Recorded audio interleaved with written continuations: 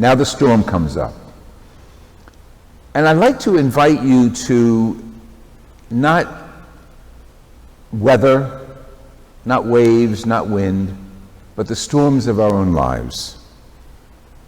The storms of our own lives, whether they are family illnesses, death, sickness of any sort, viruses, inconveniences, domestic violence, all the storms of our lives. And we have tons of storms. But yet we're still here. We're still here in the house of God.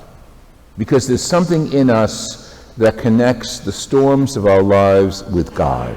And I think a reading like this really helps us to understand what that is. So the storm comes up, and Jesus knows who he is, and he's going to rescue. I'm not reading his mind, but the behavior indicates he goes out to rescue his apostles.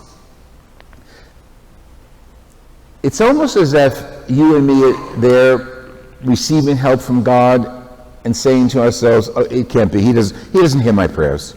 He doesn't hear me. I pray for this, God doesn't hear me.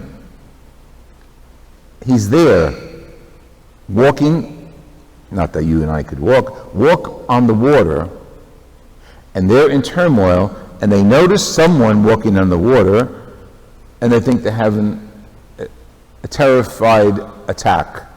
It's a ghost. That's the kind of stuff that sometimes really attracts viewers in the movies. The more ghost-like or spook-like you make the subject, the more people are attracted to it. So even then, it's a ghost. Let's get out of here. And it's Jesus, and he identifies himself. And while he's identifying himself and walking closer, walking on the water, the wind, the storm, and all that, walking on the water, Peter, I always call Peter the big mouth because he is the big mouth. If it's really you, tell me, call me, and I'll walk with you. I can see Peter saying that. And Jesus says, come. He realizes he's walking toward Jesus on the water. And again, put ourselves in that place. When we're going through our turmoil, when we're going through our confusions, when we're going through our angers, when we're going through our pains, we want to pray to Jesus, and we say, oh, he's not really here. If he's come, maybe it's just my imagination that he's hearing me. And Jesus says, come. Get a clearer picture. And as Peter jumps into the water and starts walking on the water, he realized, this is unbelievable. Wind, water, rain, and I'm walking toward Jesus on the water. And his doubt starts sinking him. That's applicable for all of us. When we doubt, we go down in faith, in holding on to Jesus. And what does Jesus do? Typical Jesus, he reaches out. He gives him his own hand and raises him up. That's what's being said in Jeremiah's section of the Old Testament, that God will restore the people of Israel. Hang on. He's going to do it. And in the New Testament, we have it lived out in the example of the Word made flesh, Jesus.